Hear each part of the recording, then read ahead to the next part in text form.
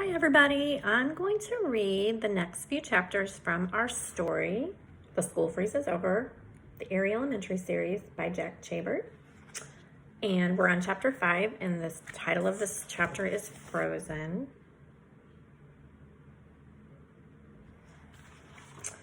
Sam sprinted toward the bathroom door. "Come on, Lucy," he shouted. Lucy scooped up Antonio's phone and ran after Sam. Together, they tugged on their knob, but the door wouldn't open.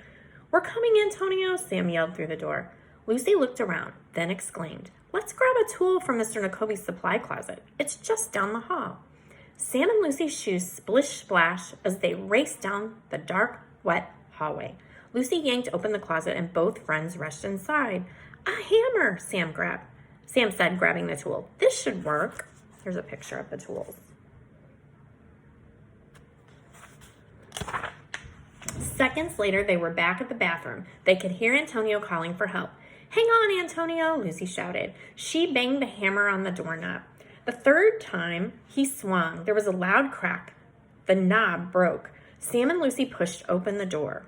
With horror, they saw that Antonio's feet were frozen to the floor. The water had turned into ice. Worst of all, the sprinkler was back up in the ceiling, spraying water. Gallons of freezing cold water rained down. It was like there was a huge rainstorm inside the bathroom. Lucy quickly leapt up onto a chair near the door. She stuck out her hand and hoisted Sam up. Ice water pooled beneath them. Here is Sam hitting the doorknob to get in, and when he does, Antonio is frozen to the floor. Antonio's hair and eyebrows were turning to ice. "I can't move," he said. His teeth were chattering. "I'm stuck." Sam had never seen Antonio look so scared. He was shivering and his eyes were tiny slits. Sam knew that Eerie Elementary was a living, breathing monster. To stay alive, it must eat. That meant, "Oh no," Sam whispered to Lucy. "Eerie Elementary is turning Antonio into a popsicle, an ice popsicle to chomp on." Chapter 6, Icicle Alley. There's a picture. Sam and Lucy watched in horror as their friend continued to freeze. Antonio couldn't move his feet or legs. The ice held him tight. "Don't worry, buddy," Sam said. "We'll get you out of here." "How?" Antonio said. "We'll think of something," Lucy replied. Antonio looked his friends in the eyes. "No," he said. "Orson Eerie is trying to distract you from the real mission, getting to the teacher's lounge. Go, now. If you turn the heat back on, you'll stop Orson from returning. That will save everyone, even me." Sam's mind raced. "Yes, we need to get to the teacher's lounge, but we can't leave Antonio behind." Lucy said what Sam was thinking. "No way, Antonio. First, we'll get you free. Then we'll head to the teacher's lounge. It will take all three of us to defeat Orson." Sam tried to remain calm, so he said, "How do we free Antonio?" Antonio's eyes lit up. "I have an idea. My science fair project taught me that salt slows down the freezing temperatures of water. So we need salt," Lucy said. "A lot of it." "I'll run to the kitchen," Sam said. "There could be another trap," said Lucy. "I'm going with you." "Okay," Sam replied. "Antonio, don't worry. We won't be long." "You better not be," Antonio said. If Sam and Lucy didn't hurry, he'd soon be frozen solid. Sam set the hammer down on the sink. Here is a little picture. An instant later, he and Lucy were both racing toward the kitchen. The temperature continued to drop. Snow swirled through the open windows and wind whipped down the hallway. Slushy water was up on their ankles, and it was rising fast. Sam felt like they were running through a hurricane. "Arg!" Lucy groaned as they dashed around the corner. Nothing ruins a day like wet socks. I don't know about you, but I hate that feeling of wet socks. Sam shook his head. "That's not true. Orson Eerie ruins a day worse than anything." He could see his breath in the air. It was thick like smoke. Sam slipped. Lucy grabbed him just before he plunged into the water. Working together, they kept each other from falling. Finally, they came to the lunchroom. "It isn't going to be easy to reach the kitchen," Lucy said as she stood in the doorway. I'll show you both pictures here.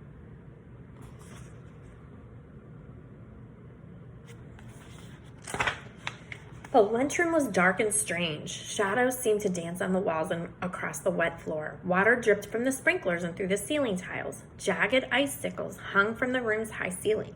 It was like the ceiling was covered in giant spikes. Sam and Lucy could see the kitchen door along the far wall, but getting there seemed impossible. Sam gulped. Oh man, I wish we didn't have to cross the lunchroom, but it's the only way to save Antonio. The two friends stepped inside. Long lunch tables filled the room. We'll have to run for it, Lucy said. Ready? Sam asked. Lucy nodded. Let's go, Sam shouted. There's the icicles hanging from the ceiling. They do look very, very sharp. They sprinted through the lunchroom. The walls shrieked and moaned. The floors were turning to ice. Every slippery step they took seemed to make the school angrier.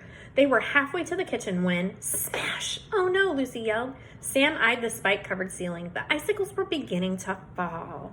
Chapter 7, Turning the Tables.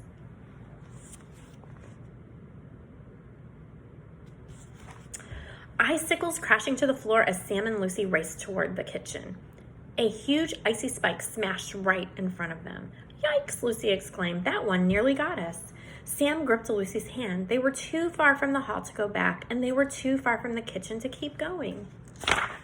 Sam looked up. A long razor-sharp icicle hung above them. It was about to drop. Take cover, Sam yelled. Together, Sam and Lucy dove beneath the lunch table. A second later, there was a tremendous crash. The icicle shattered just inches from their hiding spot. What do we do now? Lucy asked. We need to get that salt before Antonio becomes an ice pop. They were trapped, and Sam knew time was running out. We're safe under this table, thought Sam, but we can't just stay here.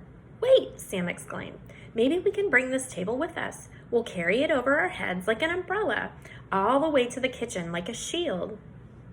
That's a great idea. But look, Lucy said, pointing. The table legs were frozen solid to the floor. Sam stared at the icy floor. Now what? Ooh, there's an icicle crashing. And there's them underneath the table, trying to figure out what they're going to do next. I will read one more chapter. This is chapter 8, Breaking Free. They needed to get the table legs free from the ice, but Sam couldn't think. Smash, smash, smash. Icicles crashed all around them. Then Sam heard another sound, a sort of clanging. What was that noise? Lucy asked. Wait a second, Sam said. I know what sound. I hear that every day at lunch. Sam suddenly stuck out his arm. He reached up and felt along the tabletop. What are you doing? Lucy yelled as an icicle slammed into the tabletop. Then Sam's fingers felt metal. He yanked his hand back under the table, and he was holding 2 metal lunch forks. Lucy's eyes lit up. Good thinking. Sam and Lucy quickly began jabbing the forks in the ice around the tables. Soon the ice cracked and the table was free.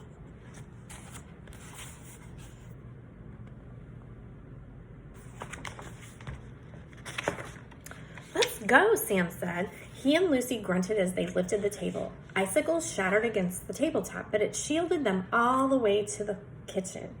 At the kitchen door, they rushed out from under the table. Sam breathed a sigh of relief.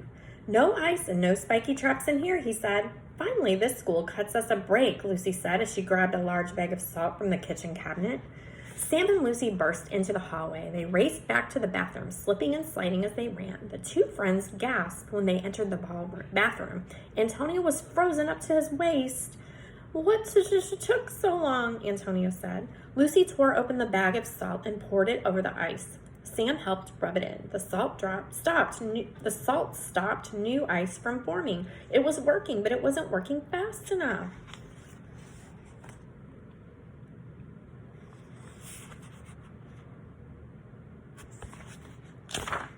I'm going to chip away at the ice, Sam told Antonio. Sam grabbed the hammer from the sink and began banging away at the ice. Lucy checked the thermometer. Hurry, guys, she yelled. The thermostat has already fallen to 19 degrees. 6 more degrees and Orson Eerie will be here in human form. Sam swung the hammer one final time. Chunks of ice splintered. I'm free, Antonio said as he stepped from the crumbling ice. He huddled beneath the hand dryer. Warm air rushed over him. Sam slipped off his jacket. Take this, buddy, he said. We can't waste any more time in this bathroom. We need to get to that main thermostat in the teacher's lounge now, and we need to get the heat back on now. Oh my gosh, look at Antonio. He is so frozen.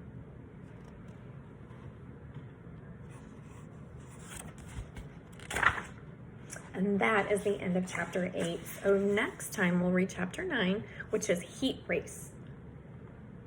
There's a picture just to kind of give you a clue of what might be happening.